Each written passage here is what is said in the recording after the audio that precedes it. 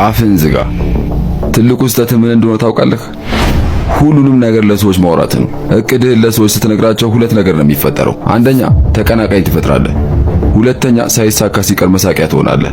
አሳዛኙን እውነታ ልንገርህ፣ 20%ቱ ስለ ችግርህና ስለ እቅድህ ምንም አይገዳቸውም። 80%ቱ ደግሞ መውደቅ ያስደስታቸዋል። ስለዚህ ለማንም ማስረዳት አቁም። አፍህን ዝጋና ስራህን ስራ። ውጤትህ እንጂ ጩኸትህ አያስፈልግም። ድክመትህን የምታወራለት ከፍ ሲል ፈጣሪ አለ። ከዛ ውጪ በጣም ፊው ሰዎች ሊኖሩ ይችላሉ። እሱንም ምክንያታዊ ሆነ። ከዛ በተረፈ ግን ድክመትህን ባወራህ ልክ ሰው ስለ ድክመትህ ብቻ አይደለም የሚያስበው፣ ጀጅም እያደረገህ ነው የሚሄደው። ኦፖርቹኒቲ አይሰጥህም። ተረዳኛለም? በቃ እድል አይሰጥህም አብረው እንድትሰራ አብረው እንድትሆን። ምክንያቱም ደካማ ጎንን እያጎላህን እየነገርክ ያለው ሰው አቅም እንደሌለህ አንደርስታንድ እያደረገህ ነው የሚሄደው።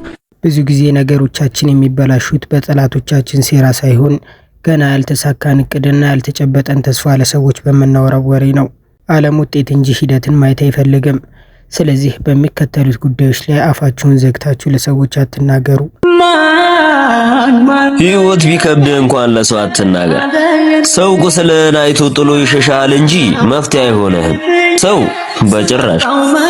ከ20 ዓመት በኋላ ጓደኛ ማውራት ያለበት ስለ ለውጥ፣ ስለ ስኬት፣ ራስን ስለመገንባት፣ ራስን ስለመለወጥ፣ ነገሮችን ታግሎ ስለማሸነፍ ብቻ ነው መሆን ያለበት እንጂማ ስለ እንውደቅ፣ ስለ እንቃም፣ ስለ እናጭስ ይሄን የሚያወራ በጣም ብዙ ሰው ሞልቷል። የእውነት ጓደኛ ግን ከያዝክ እንለውጥ ነው የሚለው። አንደኛ፣ ቀጣዩን እርምጃችሁን አትናገሩ። ሰዎች ምን እያሰባችሁ እንደሆነ አይወቁ። እንደ መብረቅ ቀድሞ ከመጮህ ይልቅ እንደ ብርሃን ፍጥነት ቀድሞ መገኘትን ልመዱ።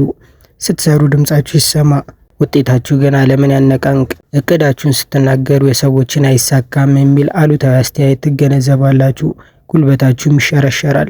እኔ በጣም ያቆምኩት ነገር ካለ ምንድነው? ችግር ለሰው ማንገር ትቻለሁ። ምክንያቱም ማንም አይረዳም። ችግራችሁ ሄዳችሁ አትለፍልፉ። ማንም አይረዳችሁም። ሁሉ ሰው የየራሱ ችግር አለው።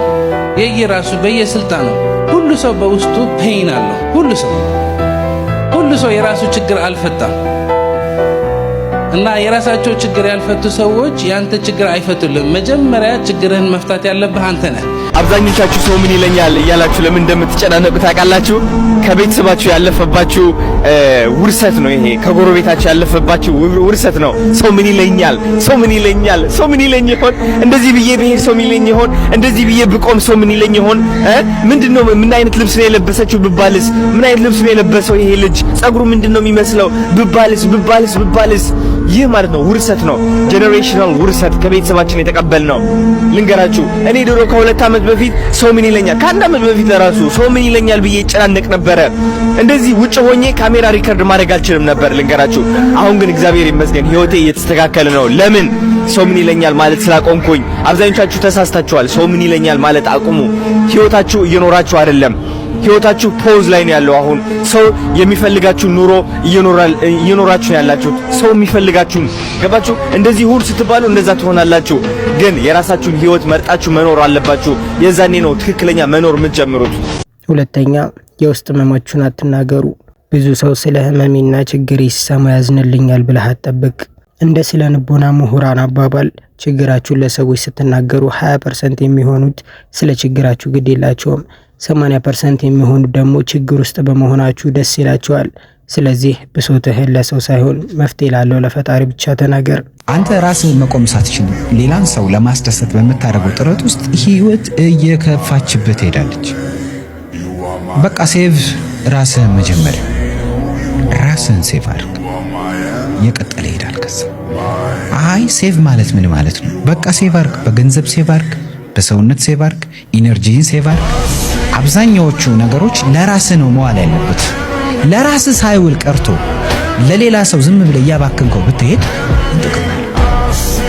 ሰዎች የሚፈልጉ መጠንከርህን ሲያዩ ብቻ ቁጭ ብለህ ስትጠብቅ ያልመጡ ድሎች መንቀሳቀስ ስትጀምር ግን በላይ ይደራረባል።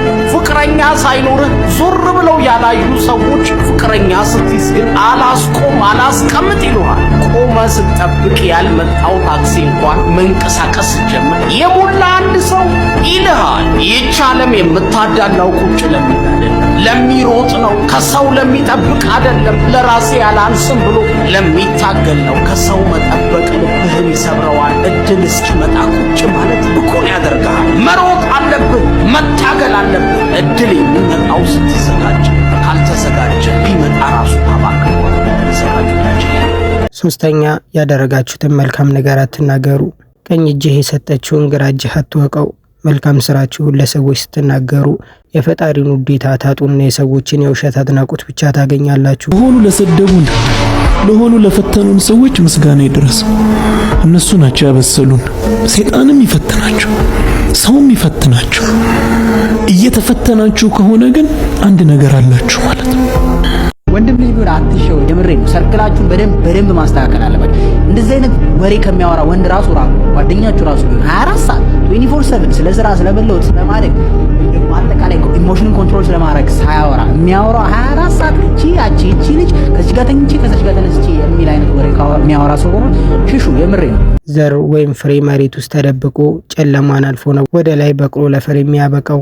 አንተም ስኬትህ እስኪበስል ድረስ በዝምታና በትዕግስት ውስጥ ለፍ። ስቃይን የጠገበ ነው ደስታን ማጣጣም የሚችለው የሚባል ነገር አለ።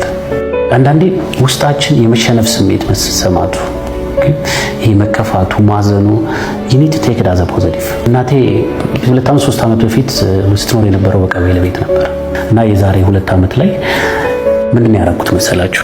ጓደኛዬ ቤት ገዝቷልና እንይለት ምናምን ብያት ይዣት መጣ እና አየችው። ትልቅ ቪላ ነገር ነው። በደንብ አየችው። ውስጡን ገብታ ምናምን ነገር ያምራል ምናምን ነገር አለችኝና ያምራል አልኳት። ቁልፉን ሰጠዋትና ይሄ ያንቺ ነው ያልኳት።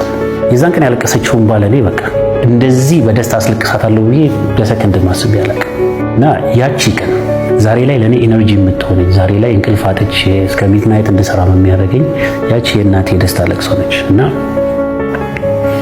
ለበራሴ ይቆራል ይሄን በማድረግ። ለቻናላችን አዲስ የሆናችሁ ሰዎች ሰብስክራይብ በማድረግ ቤተሰብ ሁኑ።